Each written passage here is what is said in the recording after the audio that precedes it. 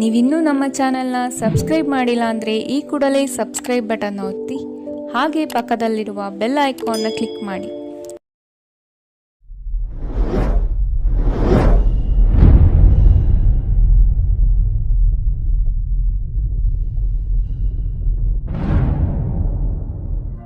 Friends, ಈ reading ನಿಮಗೆ ಅನ್ವಯಿಸಿದರೆ ಅಥವಾ ರೆಸೋನೇಟ್ ಆದರೆ ಮಾತ್ರ ತೊಗೊಳ್ಳಿ, ಇಲ್ಲಾಂದರೆ ಬಿಟ್ಬಿಡಿ. ಇನ್ನು ಕಾರ್ಡ್ಸ್ನ ಶಫಲ್ ಮಾಡಿದಾಗೆ ನನಗೆ first card queen of pentacles ಬಂದಿದೆ. ಯಾವಾಗಲೂ ಹೇಳುವ ಹಾಗೆ first card is A strongest card ಅಂತ. ಕ್ವೀನ್ ಆಫ್ ಪೆಂಟಿಕಲ್ಸ್ ಬಂದಿರೋದ್ರಿಂದ ತುಂಬ ಹಣದ ಬಗ್ಗೆ ಯೋಚನೆ ಇದೆ. ಸೊ ನಿಮ್ಗೇನಾದರೂ ಮ್ಯಾಟರ್ ಆಗುತ್ತೆ ಒಂದು ವಿಷಯ ಅಂದರೆ ಅದು ಕೆಲಸದ ವಿಷಯ ಅಂತ ಅನಿಸುತ್ತೆ, ಸ್ಟೆಬಿಲಿಟಿ ಅಂತ ಅನಿಸುತ್ತೆ, ಬೀಯಿಂಗ್ ರೆಸ್ಪಾನ್ಸಿಬಲ್ ಪರ್ಸನ್ ಅಂತ ಅನಿಸುತ್ತೆ. ತುಂಬ ರೆಸ್ಪಾನ್ಸಿಬಿಲಿಟೀಸ್ನ ತೊಗೊಳ್ತಾ ಇದ್ದೀರಾ ನೀವು ಅಥವಾ ನೀವು ಕನೆಕ್ಟ್ ಆಗಿರೋ ಪಾರ್ಟ್ನರು. ಟೈಮ್ ಟು ಮ್ಯಾನೇಜ್ ಅಂತ ಹೇಳುತ್ತೆ. ಎಲ್ಲನೂ ಹೇಗೆ ಮ್ಯಾನೇಜ್ ಮಾಡ್ಕೊಂಡು ಹೋಗ್ತೀರಾ ಅನ್ನೋದ್ರ ಬಗ್ಗೆ. ಮೇ ಬಿ ನೀವು ಕನೆಕ್ಟ್ ಆಗಿರೋ ವ್ಯಕ್ತಿ ಅಥವಾ ನಿಮ್ಮ ಹಸ್ಬೆಂಡು, ವೈಫು, ಮೇ ಬಿ ಸಿಂಹರಾಶಿಯವರು ಇರ್ಬೋದು. ಕ್ವೀನ್ ಆಫ್ ಪೆಂಟಿಕಲ್ಸ್ ಸರ್ಟನ್ ಆರ್ಡರ್ಸ್ನ ಅಂತ ಹೇಳ್ಬೋದು. ಕೆಲವೊಂದು ಬಿಸ್ನೆಸ್ ಮಾಡ್ತಾ ಇದ್ದರೆ ಕೆಲವು ಗೋಲ್ಸ್ನ ರೀಚ್ ಆಗಬೇಕು, ಡೆಡ್ಲೈನ್ ಮುಗಿಯೋದ್ರೊಳಗೆ ವರ್ಕ್ನ ಕಂಪ್ಲೀಟ್ ಮಾಡಬೇಕು. ಸೊ ತುಂಬ everything is taken care of ಅಂತ ಅನಿಸುತ್ತೆ. ಎಲ್ಲನೂ ಮ್ಯಾನೇಜ್ ಮಾಡ್ತಾ ಇದ್ದೀರಾ ನೀವು.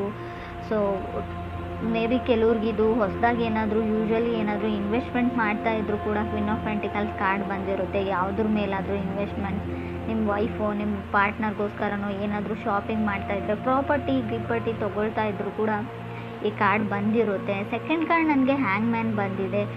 ಸೊ ಕೆಲವೊಮ್ಮೆ ಜಸ್ಟ್ ವೇಟ್ ಅಂತ ಹೇಳುತ್ತೆ. ಮೇ ಬಿ ಏನಾದರೂ ತೊಗೊಳ್ಬೇಕು ಅಂತ ಅಂದ್ಕೊಂಡಿದ್ರೆ, ಯಾರಿಗೋಸ್ಕರನಾದರೂ ಪರ್ಚೇಸ್ ಮಾಡ್ಕೊಳ್ತಾ ಇರ್ಬೋದು, ಎಲ್ಲಾದರೂ ಏನಾದರೂ ಇನ್ವೆಸ್ಟ್ ಮಾಡ್ತಾ ಇದ್ರು ಕೂಡ ಸೆಕೆಂಡ್ ಕಾರ್ಡ್ ಹ್ಯಾಂಗ್ ಮ್ಯಾನ್ ಬಂದಿರೋದು ವೇಟ್ ಅಂತ ಹೇಳ್ತಾ ಇದೆ ಕಾರ್ಡು.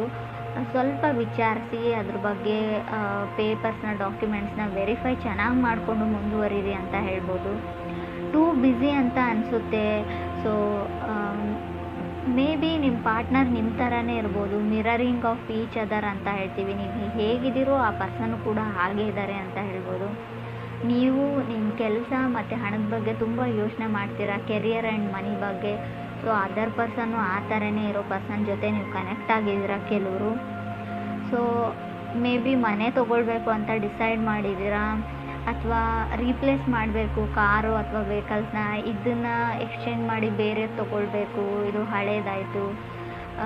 ಕೆಲವ್ರಿಗೆ difficulty to meet eye to eye ಅಂತ ಕಾರ್ಡ್ ಹೇಳುತ್ತೆ. ನೀವು ಕನೆಕ್ಟ್ ಆಗಿರೋ ಪರ್ಸನ್ನ ಅಥವಾ ಕನೆಕ್ಟ್ ಆಗಬೇಕು ಅಂತ ಅಂದ್ಕೊಂಡಿರೋ ಪರ್ಸನ್ ಕೂಡ ಕಣ್ಣಲ್ಲಿ ಕಣ್ಣಿಟ್ಟು ನೋಡೋಕೆ ಆಗ್ತಾ ಇಲ್ಲ ನಿಮಗೂ ಅಥವಾ ಅದರ್ ಪರ್ಸನ್ಗೂ ಅಂತ ಅನಿಸುತ್ತೆ. ಸೊ ಕೆಲವ್ರಿಗೆ ನೀವು ವೇಟ್ ಮಾಡು ಅಂತ ಹೇಳ್ತಾ ಇದ್ದೀರಾ ನೀವು ಅಥವಾ ಅದರ್ ಪರ್ಸನು. ಸೊ ಅವರಿಗೆ ಸೀರಿಯಸ್ ರಿಲೇಷನ್ಶಿಪ್ ಬೇಕಾಗಿದೆ, ಬಟ್ ನೀವು ಯಾವುದೇ ಡಿಸಿಷನ್ನ ಹೇಳ್ತಾ ಇಲ್ಲ ನೀವು ಅಥವಾ ಅದರ್ ಪರ್ಸನ್ನು. ಯಾವಾಗಲೂ ಅವ್ರನ್ನ ವೇಟ್ ಮಾಡು ಅಂತಲೇ ಹೇಳ್ತಾ ಇದ್ದೀರಾ. ಸೊ ತುಂಬ ಅವ್ರಿಗೆ ಗೊತ್ತಾಗ್ತಾ ಇಲ್ಲ ಲೈಫಲ್ಲಿ ಏನು ಆಗ್ತಾ ಇದೆ ಅಂತ. ಹ್ಯಾಂಗ್ ಮ್ಯಾನ್ ಇರೋದ್ರಿಂದ ತುಂಬ ದೇ ಕ್ಯಾಂಟ್ ಹ್ಯಾಂಡಲ್ ಅಂತ ಹೇಳ್ಬೋದು. ಕೆಲವು ವಿಷಯಗಳನ್ನ ಅವ್ರಿಗೆ ಮ್ಯಾನೇಜ್ ಮಾಡೋಕ್ಕಾಗ್ತಾ ಇಲ್ಲ. ಸೊ ಯಾರೂ ಮೂವ್ ಮಾಡೋಕ್ಕೆ ರೆಡಿ ಇಲ್ಲ, ನೀವಾಗಿರ್ಬೋದು ಅಥವಾ ಅದರ್ ಪರ್ಸನ್ನು. ಈ ಥರ ಹೇಳ್ತಾ ಇದ್ದೀನಿ ಅಂತ ತಪ್ಪು ತಿಳ್ಕೊಳ್ಬೇಡಿ, ನಿಮ್ಮ ಮನಸ್ಸಲ್ಲಿ ಏನಿದೆ ಅಂತ. ಸೊ ಕಾರ್ಡಲ್ಲಿ ಕೂಡ ನನಗೆ ಅರ್ಥ ಆಗ್ತಾ ಇಲ್ಲ. ಸೊ ಯಾವುದೇ ಡಿಸಿಷನ್ನ ತೊಗೊಳ್ಳೋಕ್ಕೆ ನೀವು ರೆಡಿ ಇಲ್ವೋ ಅಥವಾ ನೀವು ಕನೆಕ್ಟ್ ಆಗಿರೋ ಪರ್ಸನ್ ರೆಡಿ ಇಲ್ವೋ. ಮೇ ಬಿ ಥರ್ಡ್ ಕಾರ್ಡ್ ನನಗೆ 10 ಆಫ್ ವಾಂಡ್ಸ್ ಬಂದಿದೆ. ತುಂಬ ರೆಸ್ಪಾನ್ಸಿಬಿಲಿಟೀಸ್ ಇರ್ಬೋದು, ಇಲ್ಲ ಅಂತ ಹೇಳಲ್ಲ ನಾನು.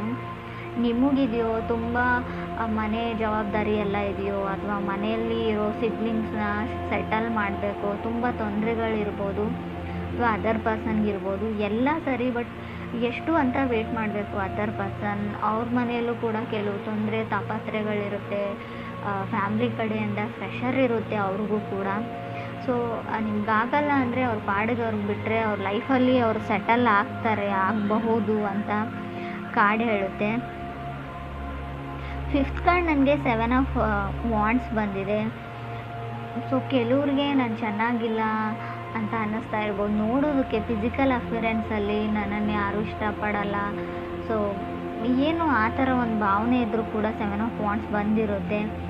ಸೊ ಅದರ್ ಪೀಪಲ್ ಪೊಸಿಷನ್ಗೆ ಫೈಟ್ ಮಾಡ್ತಾ ಇರ್ಬೋದು, ನನಗೆ ಸಿಗ್ತಾ ಇಲ್ಲ. ಸೊ ನಿಮಗೂ ಬೆಟರ್ ಪರ್ಸನ್ ಸಿಗುತ್ತೆ, ಪೊಸಿಷನ್ ಸಿಗುತ್ತೆ, ತಾಳ್ಮೆ ಇರಲಿ ಅಂತ ಕಾರ್ಡ್ ಹೇಳ್ತಾ ಇದೆ. ಸೊ 5th ಕಾರ್ಡ್ ನನಗೆ ಲವರ್ಸ್ ಕಾರ್ಡ್ ಬಂದಿದೆ. ಮೇ ಬಿ ಕೆಲವ್ರಿಗೆ ಲವರ್ಸ್ ಕಾರ್ಡ್ ಬಂದರೆ ವೆರಿ ಇಂಪಾರ್ಟೆಂಟ್ ಚಾಯ್ಸ್ ಇರೋ ಡಿಸಿಷನ್ನ ತೊಗೊಳ್ಬೇಕಾಗುತ್ತೆ. ಸೊ ಯೂನಿಯನ್ನ ಹೇಳುತ್ತೆ. ಕೆಲವೊಮ್ಮೆ ಲವರ್ಸ್ ಕಾರ್ಡ್ ನಿಮ್ಮ ಎಕ್ಸು ಕಮ್ಬ್ಯಾಕ್ ಆಗೋದನ್ನು ಕೂಡ ರೀಪ್ರೆಸೆಂಟ್ ಮಾಡುತ್ತೆ, ಅಥವಾ ನೀವು ಒಂದು ರೀಕನೆಕ್ಟ್ ಆಗಬೇಕು ಅನ್ನೋ ಒಂದು ಮಿಷನ್ನಲ್ಲಿ, ಸೊ ಪರ್ಪೋಸಲ್ಲಿ ಮೂವ್ ಆಗ್ತೀರಾ, ಸೊ ಗಾರ್ಡನ್ ಮಾಡ್ತೀರಾ ವ್ಯಕ್ತಿ ಮುಂದೆ ಅಂತ ಹೇಳ್ಬೋದು. ಸೋಲ್ತೀರಾ, ಎಲ್ಲದಕ್ಕೂ ರೆಡಿ ಅಂತ ಹೇಳ್ತೀರಾ, ಎಸ್ ಅಂತ ಹೇಳ್ತೀರಾ ಅಂತ ಕೂಡ ಕಾರ್ಡ್ ಹೇಳ್ತಾ ಇದೆ.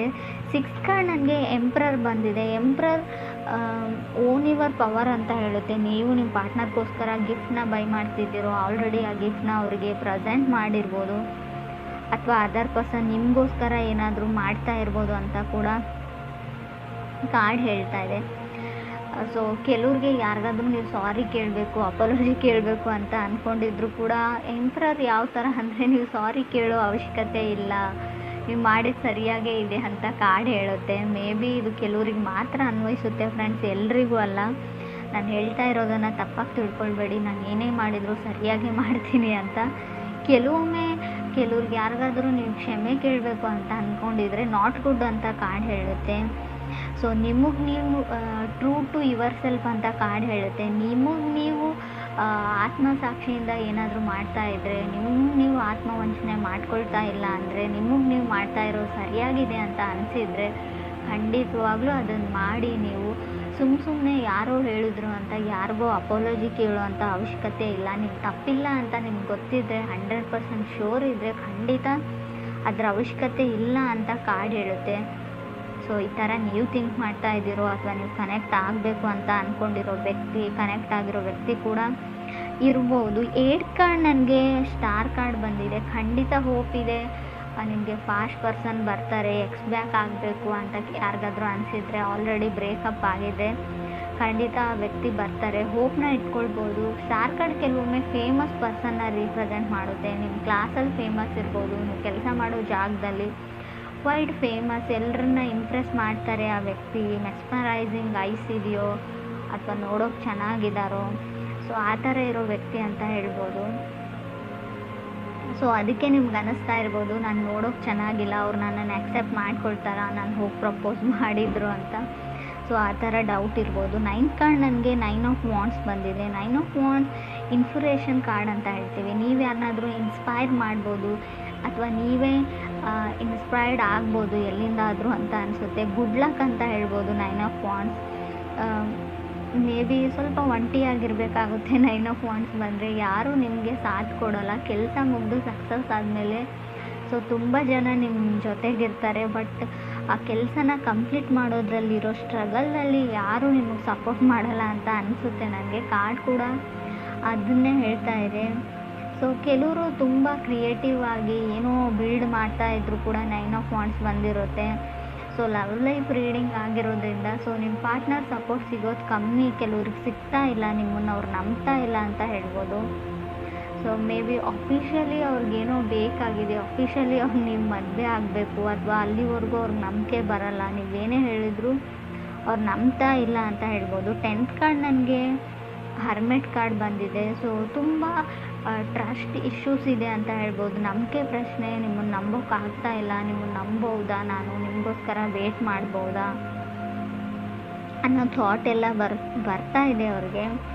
ಸೊ ಖಂಡಿತವಾಗ್ಲೂ ಕೆಲವ್ರಿಗೆ ಇನ್ಸೆಕ್ಯೂರಿಟೀಸ್ ಕಾಡುತ್ತೆ. ಸೊ ನೀವು ಅವರು ನಂಬಿಕೆ ಉಳಿಸ್ಕೊಳ್ಳುವಂಥ ಕೆಲಸ ನೀವು ಮಾಡಿಲ್ವೋ, ಅಥವಾ ನಿಮ್ಮ ಪಾರ್ಟ್ನರ್ ಮಾಡಿಲ್ವೋ, ತುಂಬ ಬರ್ಡನ್ ಫೀಲ್ ಆಗ್ತಾ ಇದೆ ಅಂತ ಹೇಳ್ಬೋದು. 9 ಆಫ್ ವಾಂಡ್ಸ್ ಕೆಲವೊಮ್ಮೆ ಬರ್ಡನ್ನು ಕೂಡ ರೀಪ್ರೆಸೆಂಟ್ ಮಾಡುತ್ತೆ, ಅದು ಕೂಡ ರಿಯಲ್ ಬರ್ಡನ್ನು. ಸೊ ಇನ್ನೇನು ಆ ವ್ಯಕ್ತಿ ಮನಸ್ಸನ್ನ ನೀವು ಪರಿವರ್ತನೆ ಮಾಡಿರ್ತೀರಾ, ಕನ್ವಿನ್ಸ್ ಮಾಡಿರ್ತೀರಾ ಅಪಾಲಜಿ ಕೇಳಿ. ಸೊ ಸಡನ್ನಾಗಿ ಅವ್ರು ನೀವು ಹಾಕಿರೋ ಎಫರ್ಟ್ಸ್ನೆಲ್ಲ ಬಿಟ್ಬಿಟ್ಟು ಮತ್ತೆ ಹಳೇ ಹರ್ಟ್ ಕಡೆ ಹೋಗಿಬಿಡ್ತಾರೆ. ನೀವು ಹಾಗೆ ಹೇಳಿದ್ರಿ ನನಗೆ, ಹೀಗೆ ಮಾಡಿದ್ರಿ ನನಗೆ. ಸೊ ಅದು ಹಳೇದನ್ನು ಅವ್ರು ಬಿಡ್ತಾ ಇಲ್ಲ. ನೀವು ಹೊಸದಾಗಿ ಏನೇ ಎಫರ್ಟ್ ಹಾಕಿದ್ರು ಕೂಡ, ಏನೇ ಟ್ರೈ ಮಾಡಿದ್ರು ಕೂಡ ಅವ್ರ ಮನಸ್ಸು ಆ ಕಡೆನೇ ಹೋಗುತ್ತೆ, ಫಾಸ್ಟ್ ಕಡೆಗೆ ಅಂತ ಹೇಳ್ಬೋದು. ಸೊ ಮೇ ಬಿ ಸೊ ಅವ್ರಿಗೇನೋ ಗೊತ್ತಿಲ್ಲ, ಇನ್ಸೆಕ್ಯೂರಿಟೀಸ್ ಇದೆ, ಅವ್ರು ನಿಮ್ಮನ್ನು ನಂಬೋಕ್ಕಾಗ್ತಾ ಇಲ್ಲ.